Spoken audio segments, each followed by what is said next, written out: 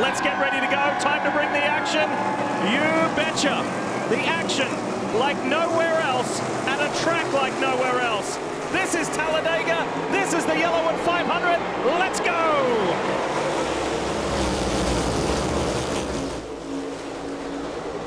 McDowell's got his teammate Todd Gilliland right behind, giving him a nice push. Cindric on the high side. The front row guys are working well together, straight from the drop of the green.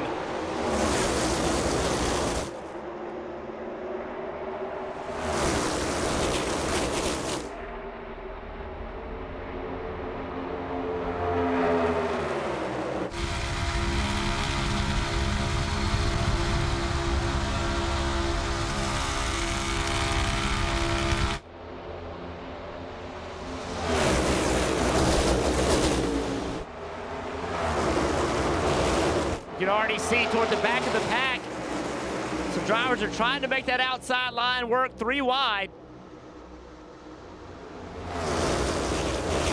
Brad Keselowski was one of those. He's up on that third lane. You saw a good shot earlier of Joey Logano, and this is Daniel Suarez having to serve a drive-through, a pass-through penalty, unapproved changes to the car, specifically the roof, and this is going to hurt. And now it's 4 wide. Keselowski found himself in the middle, and he's still there in the middle. 4 wide into 1. Yeah, that was an aggressive move. Denny Hamlin wanted to lead that pack, and he left that bottom open for Keselowski, and Keselowski took it. Well, that sucked. Succinctly, that sucked. He didn't necessarily want that to happen, but now, Jeff, he's just got to deal with it and race from there. Off to a fast flying start in the YellaWood 500. However, we have come to a slower pace.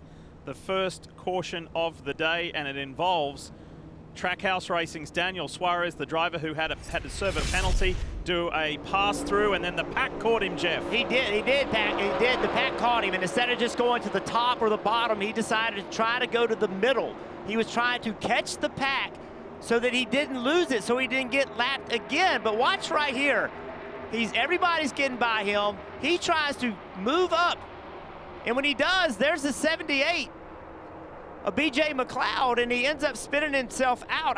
That is an overreaction. Like, if that was too much being afraid of getting lapped twice. Had he gotten to the back of this pack, Steve, with as big of a turbulence is, I believe he could have stayed on to the back and just stayed 1 lap down. That's totally on Daniel Suarez, 100%. BJ McLeod had no option right there. We talked about embracing the chaos. This is fighting the chaos. Daniel didn't do anything wrong to have to come down pit road. That's a team situation. So as a race car driver, you just have to play the hand you're dealt. We're going to see huge accidents. They're going to affect cars all day long. You just have to pick either the bottom or the top. Being kind of pulled into the pack, middle 3, is just a place you cannot be. This is really like a train, like a locomotive, right? A multiple engine locomotive. The guy out front doing most of the work. People further back in the pack. This is a 2-feet situation. So take a look right here. That is Ricky Stenhouse's feet. Left foot on the brake, right foot on the gas. Watch very closely. Right here, the top, that carbon fiber spot. That is the top of the gas pedal. Watch it. He's going to move it back. There you go. That's wide open. Now he's going to come back and forth off that just a little bit. They're not driving with a hammer. They're driving with a scalpel. I mean, this takes precision work. Look at Jones right on the wall. Comes storming down that outside.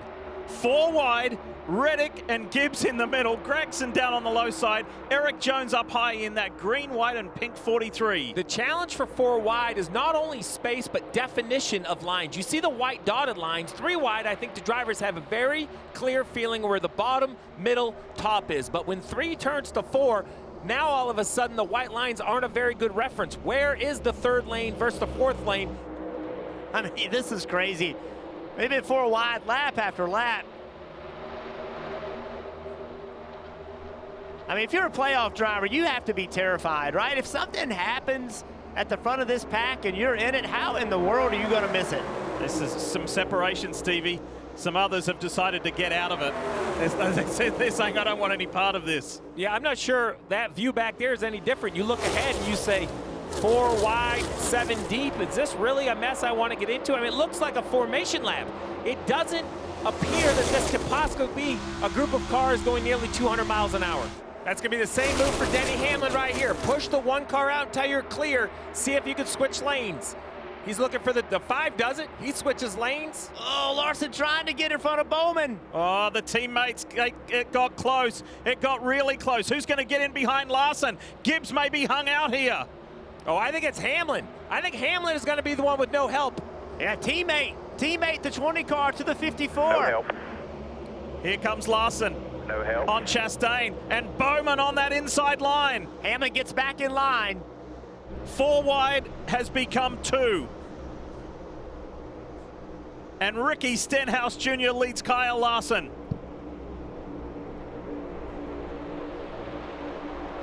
There are enough disruptors at the front of this pack, non-playoff drivers, I mean, in important positions to frustrate the playoff drivers. Watch that outside line. Chris Buescher getting the push from Tyler Reddick, who won here in the spring. Remember where that start finish is, way past the tri-oval. Here they come. Final lap, stage 1. Chris Buescher gets a little breakaway from the pack, gets ahead of Ricky Stenhouse.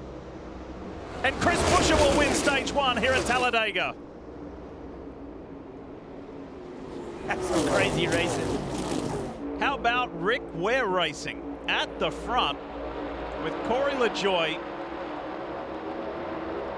ahead of Cody Ware. The 51 and the 15. And remember, this is just the second race for Corey with Rick Ware Racing.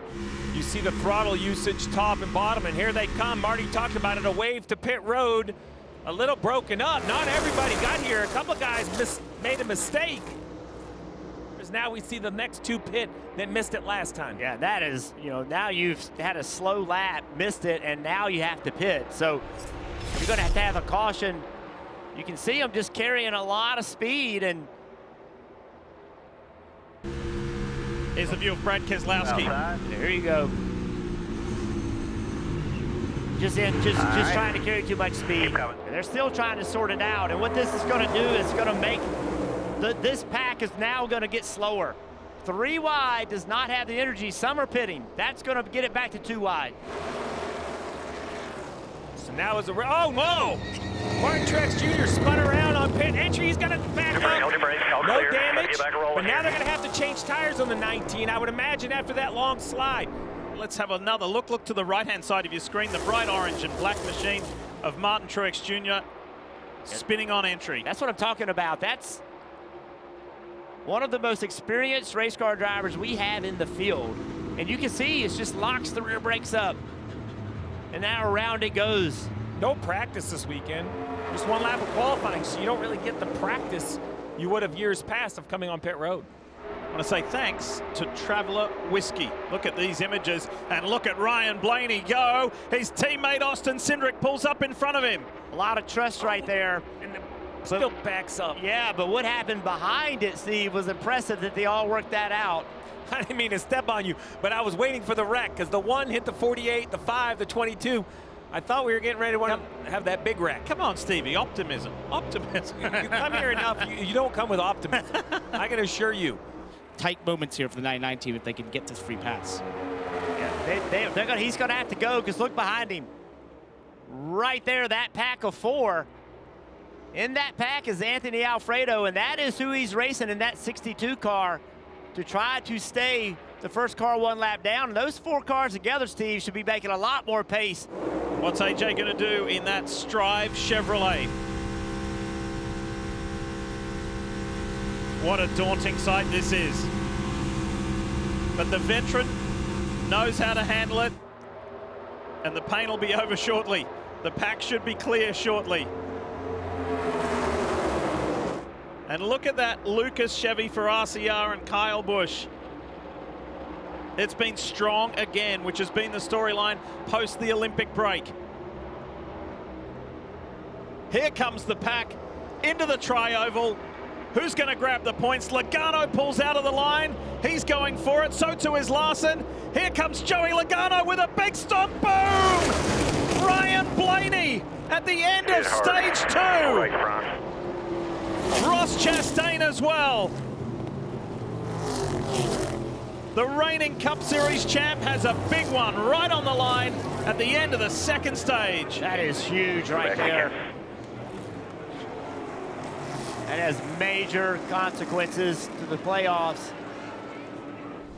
Let's show you some replays on what transpired coming to the line to complete the stage. Yeah, Bowman with just a push trying to get to the start-finish line to get the best finish.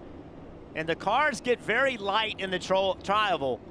There's not as much banking there. The cars aren't planted in the racetrack, and a little bit of push, it gets just gets Blaney out of control. And a huge impact for both the 12 of Blaney, the 1 of Chastain. Watch this and listen. Another, we've seen a lot of issues on pit road. Watch this, the 48 fuel so important. He shakes his head, can't get the dump can unplugged. Dump can gets pulled out of the pit box. That should be a penalty on the 48. And Joey Logano in the Shell Pennzoil 22 leads the way. Parker Kligerman, how on earth did that happen after being involved in that end of stage 2 wreck? Absolutely incredible. Remember, they pitted multiple times to fix the damage on the front of that race car, including the splitter and on top of the hood. The hood was buckled at one point. They riveted it down and put reflective tape up there. He got to the bumper of Todd Gillen, who's pushing him right now, and he told the team, I'm with him to the front, and they both did that. This is the most 4 wide I think I've ever seen. Jeff, you and I have watched a lot of races from Talladega, and there's been moments, but it has been lap after lap after lap in stage 1 and then again here in stage 3 where it's 4 wide for multiple rows. And this is wild. Just, you know, we've gotten this crazy, Steve. We've gotten kind of accustomed to it today. I mean, this is not normal, as you just said. Look at Gregson. Look at Noah Gregson in the 10. He's got to run in that 3rd lane. He's got Keselowski behind him, pushing him. Yeah, and you can see that at the back of that, we talked about Denny Hamlin a little bit ago. He decided to go with that 4 wide lane, trying to get himself to the front. Oh, contact. Whoa. Great save. How much will the momentum carry? The Chevys are organized, single file, Jeff, they look good. And let's see, though, those Fords are way out front. On board with the leader of stopping on lap 171. Ricky Stenhouse goes around Ryan Preece easily and effectively. Look how single file those top 4 Fords are. Even though he is not in that top 3, Chase Briscoe said, I believe the Ford drivers work together better than the other manufacturers. Look at this. Up goes Keselowski, trying to make it difficult for Stenhouse.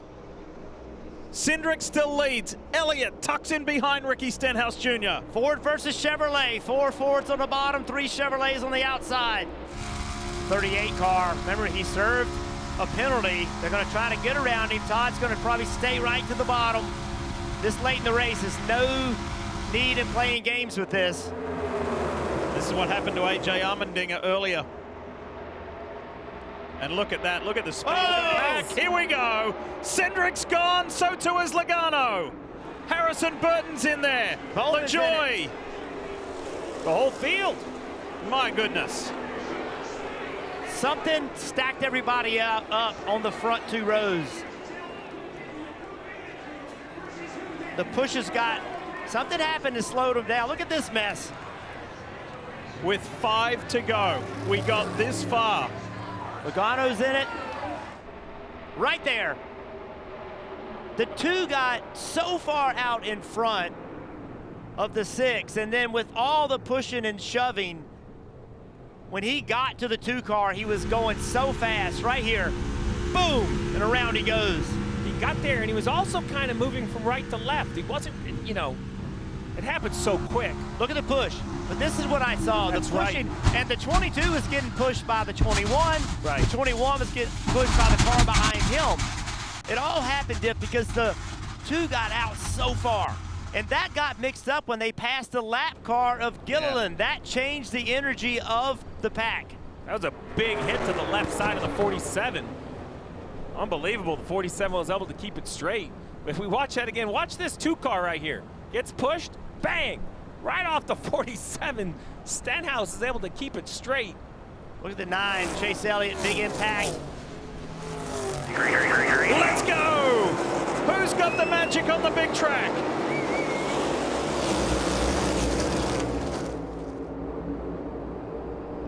They played nice for so long. But now the gloves are off in overtime. The outside lane has more cars lined up. Here comes Tristan Rebel to the 5.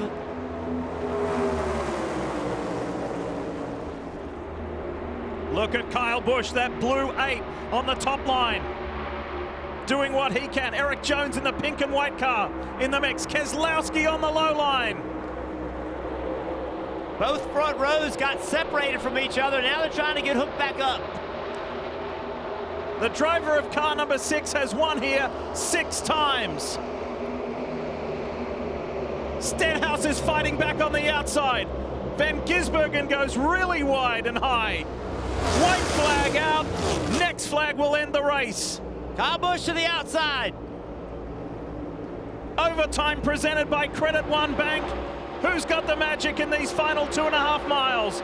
Busch is out of it. He's been sent back. Stenhouse in the green and white machine. William Byron, Brad Keselowski, and Kyle Larson in the 5. We've had some dramatic finishes this year, and it's got that feeling about it again. Keselowski got bounced out of the playoffs at the last round. The Built Submarines car is in front, but for how much longer? Here comes Ricky Stenhouse Jr. through the tri-oval. Keselowski down low, Stenhouse high. Byron goes for it on the outside. Good work, dude. Let's see if we get it. Ricky Stenhouse Jr. wins for the first time since he won the Daytona 500. Check out how close this was.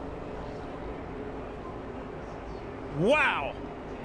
0.06 of a second. I don't hate the strategy at all. I thought it was going to pay off too, Jeff, but in the end, look at the bird out by Stenhouse, out the window, rear tires spinning.